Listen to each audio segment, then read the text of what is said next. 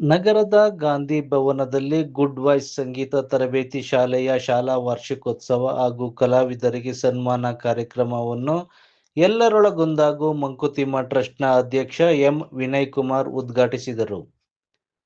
ನಂತರ ಮಾತನಾಡಿ, ಸಚಿನ್ ತೆಂಡೂಲ್ಕರ್ ಅವರ ತಂದೆ ಮಗನಿಗೆ ತರಬೇತಿ ಕೊಡಿಸುವ ಮೂಲಕ ಕ್ರಿಕೆಟ್ನಲ್ಲಿ ದೇಶ ತಿರುಗಿ ನೋಡುವಂತಹ ಸಾಧನೆ ಮಾಡಲು ಸಾಧ್ಯವಾಯಿತು ಎಂದರು.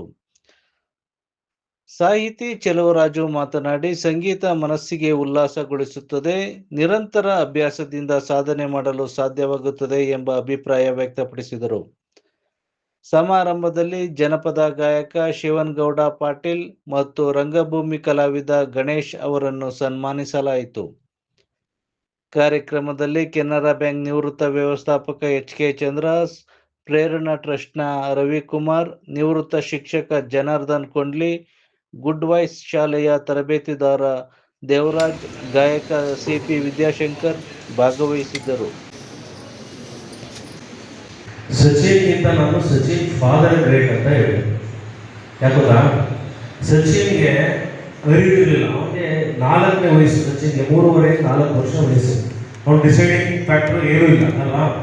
ಆದರೆ ಅವ್ರ ತಂದೆ ಸಚಿನ್ನ ಬೆಳಗ್ಗೆ 4:04 ಕರ್ಕೊಂಡೋಗಿ ಸ್ಟೇಡಿಯಂ ಬಿಟ್ಟು ಒಳ್ಳೆ ತರಬೇತಿದಾರ ಮುಂದೆ ಬ್ಯಾಟ್ ಇಟ್ಟು ನಿಲ್ಲಿಸಿದ್ರಲ್ಲ, ಮೊದಲು ಸಚಿನ್ ಫಾದರ್ ಗ್ರೇಟ್. ತದನಂತರ ಒಂದು 6 ವರ್ಷ ಆಯ್ತು, 8 ವರ್ಷ ಆಯ್ತು, 10 ವರ್ಷ ಆಯ್ತು. ಆಮೇಲೆ ಸಚಿನ್ಗೆ ಇಂಟ್ರೆಸ್ಟ್ ಬಂದು ತುಂಬ ಇನ್ವಾಲ್ವ್ಮೆಂಟ್ ಆಗಿ ಸಚಿನ್ ಅವರು ಇಡೀ ಕ್ರಿಕೆಟ್ಗೆ ಗಾಢ ಅಲ್ವಾ. ಬಟ್ ಮೊದಲು ನಾವು ಪೋಷಕರ ಮೊದಲನೇ ಕರ್ತವ್ಯ ಏನು ಅಂದರೆ, ನಮ್ಮ ಮಗು ಯಾವುದರಲ್ಲಿ ಪ್ರತಿಭೆ ಇದೆ, ಅದು ಐದರಿಗೆ ಒಳ್ಳೆ ಡ್ರಾಯಿಂಗ್ ಬರೀತಾ ಇರ್ತಾನೆ, ಅದು ಚೆನ್ನಾಗಿ ಆಡ್ತಾನೆ, ಚೆನ್ನಾಗಿ ನುಡಿಸ್ತಾನೆ, ಇದನ್ನ ನಾವು ಮಕ್ಕಳಿಗೆ ಕಂಡುಹಿಡಿಯೋದಿಲ್ಲ. ಅದೇ ಮೇನು. ಸೊ ನಾವು ಡಾಕ್ಟರ್ ಹೇಗೆ ಅಲ್ಲಿ ಕಾಯಿಲೆ ಕಂಡುಹಿಡಿತಾನೋ ಹಾಗೆ ನಾವು ಮಗುವಿನ ಪ್ರತಿಭೆಯನ್ನು ಕಂಡುಹಿಡಿಬೇಕಾಗಿರೋದು ಆದ್ಯತೆ ನಮ್ಮ ಪೋಷಕರು. ಒಂದು ಕಲೆಯನ್ನ ನಮ್ಮ ಮಕ್ಕಳಿಗೆ ನಾವು ಕಲಿಸ್ಬೇಕು. ಸಂಗೀತ ಅಂತ ಸೇರಿಸ್ಕೊಂಡು ಮುಗಿದೋಯ್ತು. ಅವ್ನು 15 ವರ್ಷ ಬರೀ ಸಂಗೀತ ಬಿಡಿ, ಅವ್ನು ಏನಾದರೂ ಒಂದು ಆಕೆ ಆಗಿರ್ತಾನೆ. ಏನ್ ಸರ್, ಗಿಟಾರ, ಬೆಸ್ಟ್ ಗಿಟಾರ್, ವೈಲಿನ, ಹಾರ್ಮೋನಿಯಂ, ಏನು ತಬಲಾನ, ಅವರು ಏನಾದರೂ ಸರಿ, ಒಂದನ್ನು ನಾವು ಪ್ರಾಮಾಣಿಕವಾಗಿ ಪೋಷಕರು ಸೇರಿಸಬೇಕು. ನಾವೇ ಆದರೆ ನಮ್ಮ ಮನಸ್ಸಿಗೆ ತೃಪ್ತಿ ಕೊಡ್ತಕ್ಕಂಥ, ಸದಾ ನೆಮ್ಮದಿಯನ್ನು ತರ್ತಕ್ಕಂಥ ಇನ್ನೊಂದು ವಿದ್ಯೆಯ ಪ್ರಕಾರ ಇದೆಯಲ್ಲ, ಅದು ಆ ಸರಸ್ವತಿ ದೇವಿಯ ಕೃಪಾ ಕಟಾಕ್ಷದಿಂದ, ಅವರ ಆಶೀರ್ವಾದದಿಂದ ಬಂದಿರತಕ್ಕಂಥ ಒಂದು ಪ್ರಕಾರ ಈ ಸಂಗೀತದ ಕಲೆ.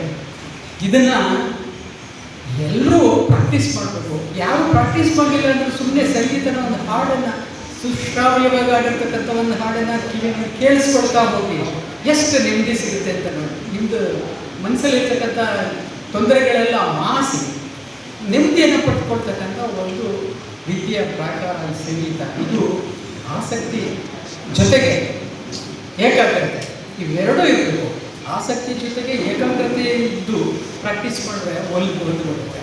ಯಾವುದು ಕಷ್ಟವಾದ ವಿದ್ಯೆ ಅಂತೆಲ್ಲ ಮಕ್ಕಳಿಗೆ, ಸ್ಪೆಷಲ್ ಆಗಿ ಮಕ್ಕಳಿಗೆ ವಿಶೇಷವಾಗಿ ಆ ತಂದೆ ತಾಯಿಗಳು ಅವರ ಆಸಕ್ತಿನ ಗುರುತಿಸಿ ಇಂಥ ಸಂಗೀತದ ಅಥವಾ ವಾದ್ಯ ವೃಂದಗಳನ್ನು ಬಾರಿಸೋದು, ಕಲಿಯೋದು, ಅದನ್ನು ಪ್ರಾಕ್ಟೀಸ್ ಮಾಡೋದನ್ನು ಅವ್ರ ಆಸಕ್ತಿ ಮೇಲೆ ಕಲಿಸ್ಕೊಟ್ರೆ ಅವ್ರು ಪ್ರೋತ್ಸಾಹ ಮಾಡಬೇಕು. ಮೊದಲು ಪೇರೆಂಟ್ಸ್ಗಳು ಪ್ರೋತ್ಸಾಹ ಮಾಡಿದ್ರೆ ಅಷ್ಟೇ ಅವರು ಆ ನಾಲೆಡ್ನ ಅಕ್ವೈರ್ ಮಾಡ್ಕೊಳ್ಳೋಕ್ಕೆ ಸಾಧ್ಯ ಆಗ್ತದೆ.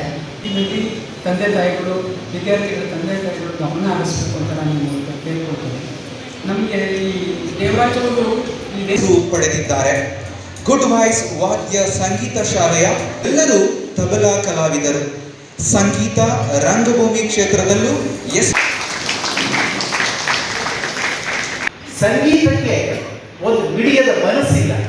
ಅದಕ್ಕೆ ಸಂಗೀತವನ್ನು it gives vibration, emotion, inspiration and also ಸಂಗೀತ ಇದೆಯಲ್ಲ, ಎಲ್ಲವನ್ನು ಬದಲಾಯಿಸುವ ಶಕ್ತಿ ಒಂದೇ ಇರೋದು, ಅದು ಸಂಗೀತಕ್ಕೆ ಮಾತ್ರ ಅಂತ.